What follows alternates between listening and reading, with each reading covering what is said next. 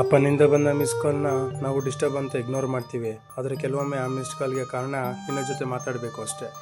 ರಾತ್ರಿ 10:18 ಆಗಿತ್ತು. ಮಗ ಆಫೀಸ್ ವರ್ಕ್ನಲ್ಲಿ ಬ್ಯುಸಿ. ಫೋನ್ ವೈಬ್ರೇಟ್ ಆಯಿತು. ಡ್ಯಾಡ್ ಒಂದು ಮಿಸ್ ಕಾಲ್. ಅವನು ಫೋನ್ ನೋಡಿದ. ಲೇಟರ್ ಕಾಲ್ ಮಾಡ್ತೀನಿ ಅಂತ ತಿಳ್ಕೊಂಡ.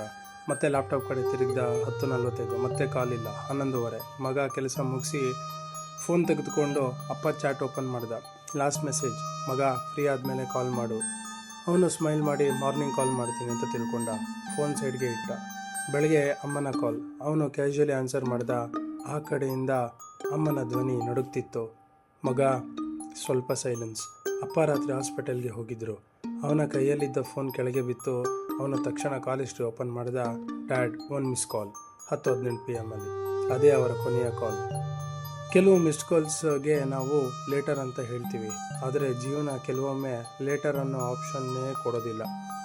ನಿಮ್ಮ ಪೇರೆಂಟ್ಸ್ ಕಾಲ್ ಮಾಡಿದಾಗ ಅವರು ಏನು ಹೇಳ್ತಾರೆ ಅನ್ನೋದಕ್ಕಿಂತ ಅವರು ಇನ್ನೂ ಕಾಲ್ ಮಾಡೋದಕ್ಕೆ ಇದ್ದಾರೆ ಅನ್ನೋದೇ ದೊಡ್ಡ ಬ್ಲೆಸ್ಸಿಂಗ್ಸ್.